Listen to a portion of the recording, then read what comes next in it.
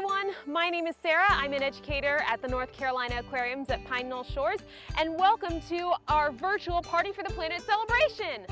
Every single day this week, we will be releasing a new video to celebrate our amazing planet and learn new ways that we can be a better friend to the Earth at home. Here in North Carolina, we have so many animal neighbors. Even in your own backyard, you can probably find squirrels, snakes, birds, butterflies, and about 100 other different creatures. Here's the thing. When wild animals live close to humans, they sometimes have a hard time finding the resources they need to survive. This can include food, water, or shelter. Normally, it's best practice to leave wild animals alone and not interact with them. There are a few things we can do, though, that can benefit our wild animal neighbors, and that's what today's craft is all about. We are going to be making toad abodes, or frog houses, to benefit our amphibian friends. To any kids that are watching, you will want an adult's help with this craft because you will need to use sharp scissors. In order to make your toad abode, you will first need to gather your supplies.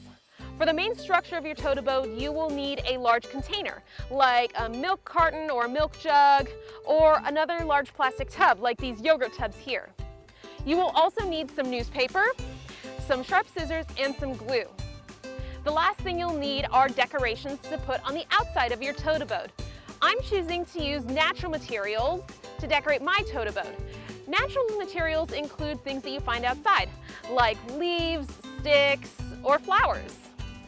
If you are choosing to use natural materials to decorate your toad abode at home, you want to make sure that you collect materials that have fallen to the ground naturally.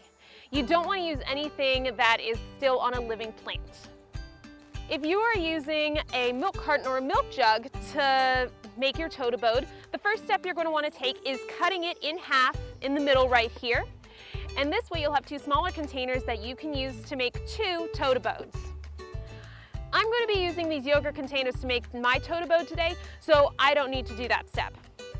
The next step is cutting the doorway. On the open end of your container, you're going to want to cut a large opening that's big enough for a frog to fit through, like so.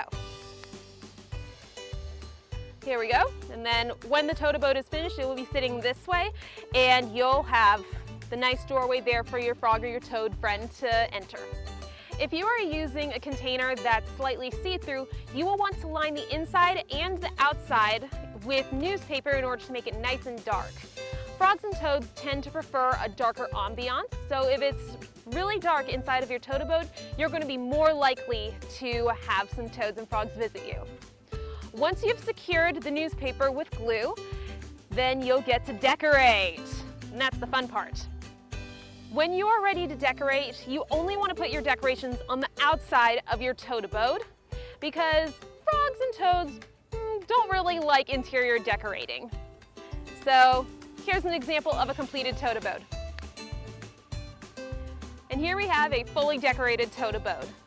Your toad abode doesn't need to look just like this one. It can look like anything you can imagine, just as long as those decorations stay on the outside of the abode. Now, all that's left to do is to place it.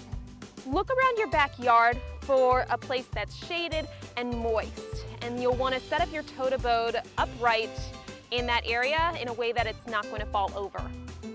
Then, once it's set up, just leave it alone.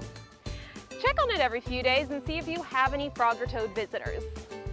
Thanks so much for joining me today. Be sure to tune in tomorrow for another video to continue celebrating Party for the Planet.